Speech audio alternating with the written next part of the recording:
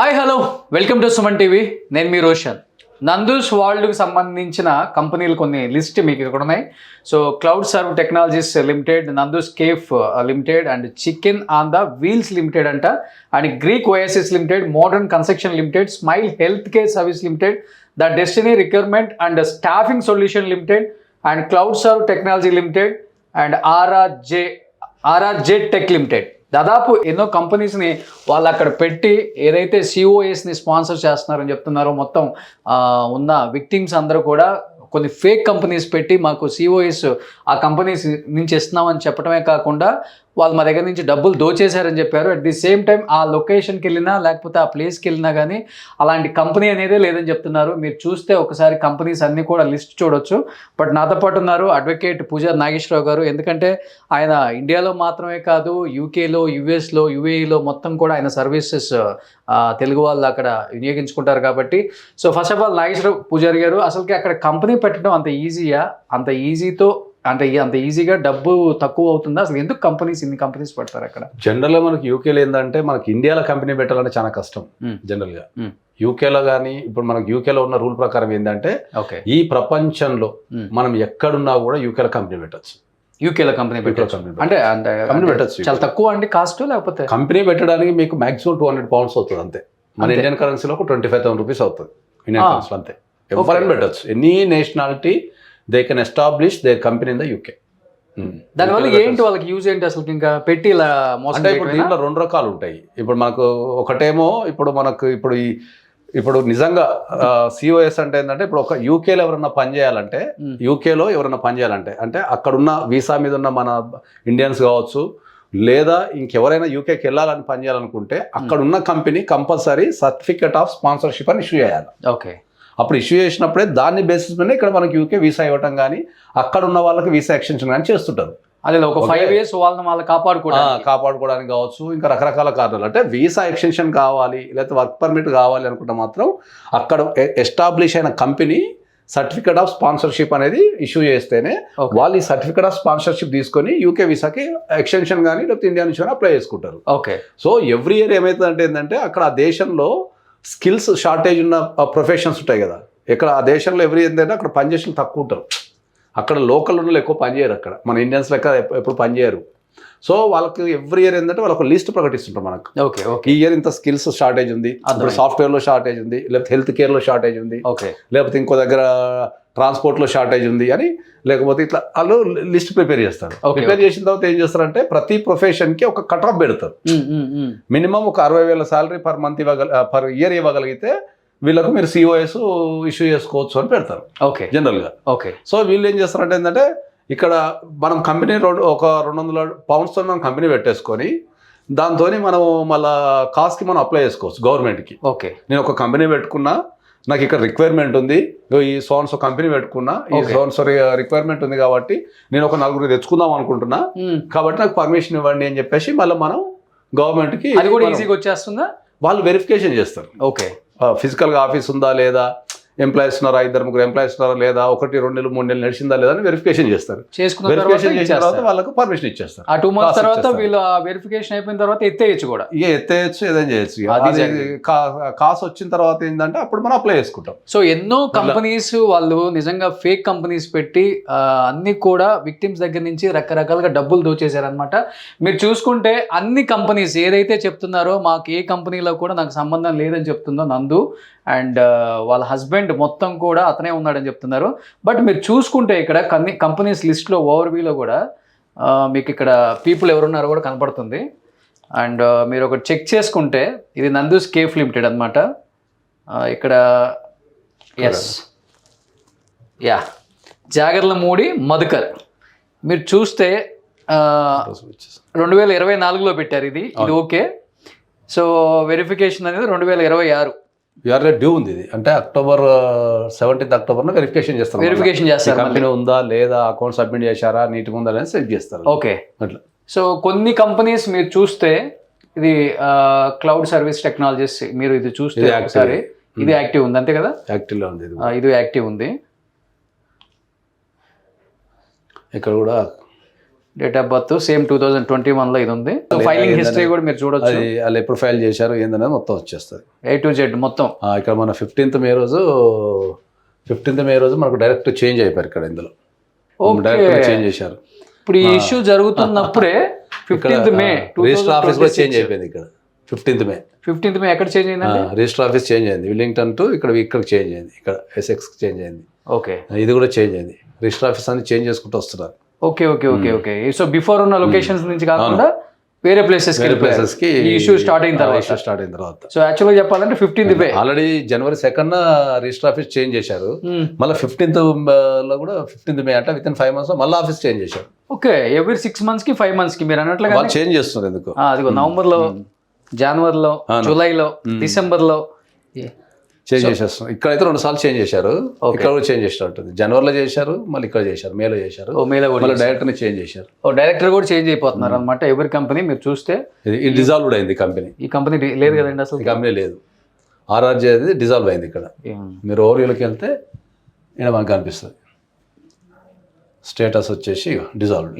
ఈ కంపెనీ లేదు, తీసేశారు దీన్ని. సో ఎప్పుడు డిజాల్వ్డ్ అని 29th September 2020. సో ఇష్యూ జరుగుతుంది కూడా దాదాపు 3 years నుంచి అన్నారు. పీపుల్ ఎవరు దీంట్లో డైరెక్టర్? ఆయన జాగర్లపూడి మధుకరే ఉన్నారు. సో ఆల్మోస్ట్ అన్నిట్లలో జాగర్లపూడి మధుకరే అనమాట.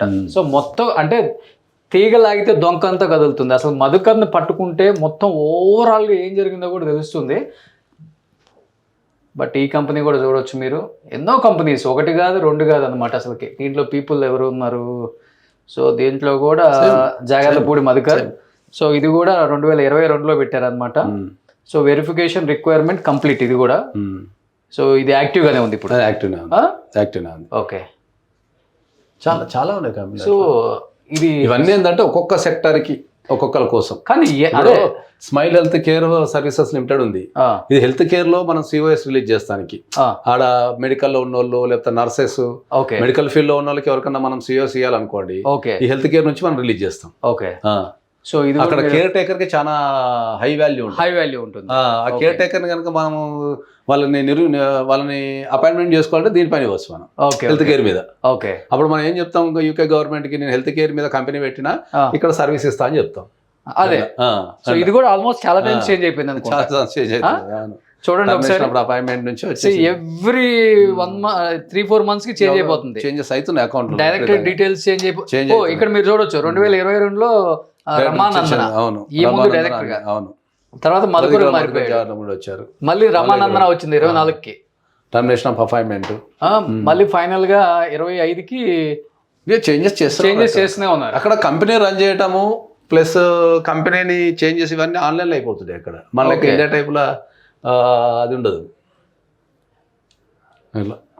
సో ఇది కూడా ఆల్మోస్ట్ రిజాల్వ్ అయిపోయింది. ఇది కూడా September 2025 స్ట్రైక్ ఆఫ్ అయిపోయింది. సో ఈ కంపెనీ కూడా ఎత్తేసారు, అయిపోయింది. సో గ్రీక్ ఒయాసిస్ అంట. సో ఇది కూడా మీరు చూడొచ్చు.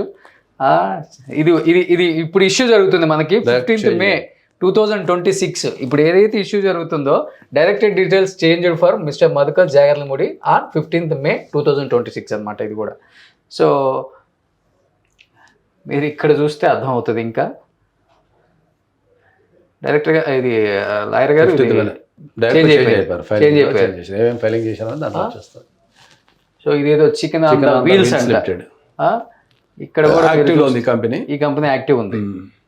ఇక్కడ కూడా స్టేట్మెంట్ ఆఫ్ క్యాపిటల్ ఉంది. పీపుల్కి వస్తే మనకు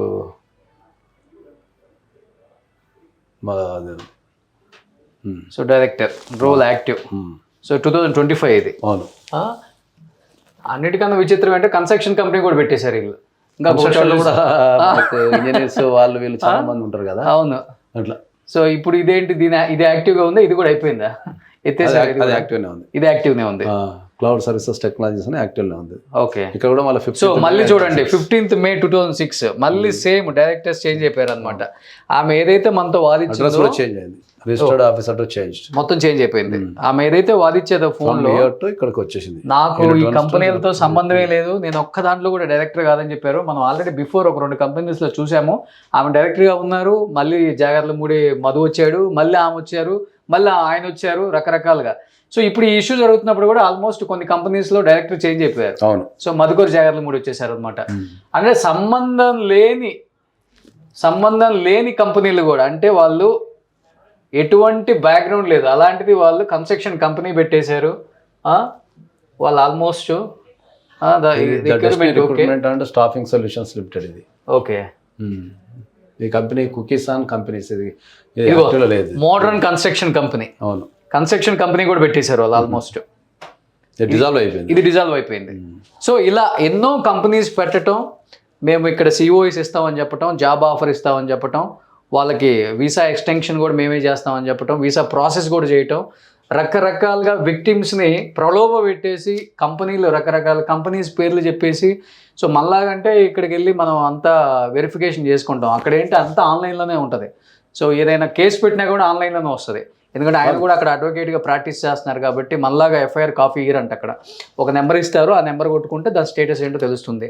సో అక్కడ స్టూడెంట్స్ కూడా ఏంటి, వీళ్ళని యూట్యూబ్లో చూసేసి సెలబ్రిటీస్ అని నమ్మేసి నిజమే కదా వీళ్ళు చెప్పి, అంటే వీళ్ళు కష్టపడి వచ్చేసారు, వీళ్ళకి తినడానికి కూడా తినలేదు, అలాంటిది ఈ స్టేజ్లో ఉన్నారు, ఒక మంచి పొజిషన్లో ఉన్నారని నమ్మేసి ఈ కంపెనీస్ పేర్లు చెప్పగానే వాళ్ళందరూ డబ్బులు కట్టేసి సిఓఎస్ వచ్చేస్తుందని చెప్పేసి ఆశపడిపోయి, అండ్ సిఓఎస్ ఒక 1 year ఇచ్చిన తర్వాత మళ్ళీ ఎక్స్టెన్షన్ చేస్తామని చెప్పేసి మళ్ళీ ఇంకో కంపెనీ పేరు పెట్టడం, ఆ కంపెనీలో మళ్ళీ కొత్త విక్టిమ్స్ రావటం, ఎవరైతే విక్టిమ్స్ ఉన్నారో ఈరోజు పాపం స్టూడెంట్స్ వాళ్ళందరూ మళ్ళీ కొత్త కంపెనీకి రావటం, ఇలా హెల్త్ కేరు, కన్స్ట్రక్షన్, రిక్రూట్మెంట్, లేకపోతే అది ఇదేం లేదు, అన్ని రకాల ఫీల్డ్కి సంబంధించిన కంపెనీలు మొత్తం పెట్టేశారు. ఎప్పటికెప్పుడు డైరెక్టర్స్ చేంజ్ అవుతున్నాయి, అడ్రస్లు చేంజ్ అయిపోతున్నాయి. అంటే ఇప్పుడు ఫస్ట్ బ్యాచ్ ఎవరైతే ఉన్నారో వాళ్ళ సిఓఎస్ టైం అయిపోతే గొడవ చేయడానికి ఆఫీస్కి వెళ్దామనో లేకపోతే అడుగుదామని ఆఫీస్కి వెళ్తే ఆ లోపు ఆఫీస్ మార్చేయటం ఇంకొక లొకేషన్లో ఉంటుంది.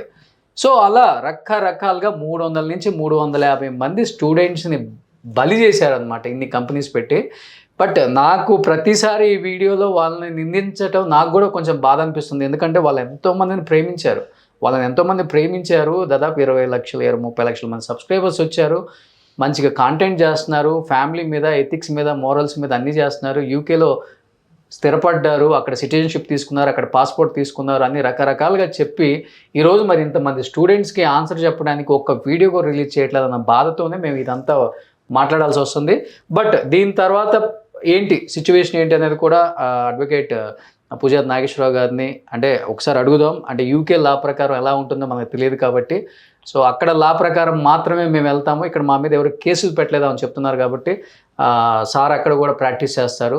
సో సార్ని అడిగి వాళ్ళకి ఎలాంటి శిక్షలు పడవచ్చు, అండ్ విక్టిమ్స్కి ఏదైనా న్యాయం జరుగుతుందో లేదా, డబ్బులు వెనక్కి వస్తాయి లేదా, ఇలాంటి కంపెనీలు, బోగస్ కంపెనీ పెట్టడం అంత ఈజీ అన్నారు.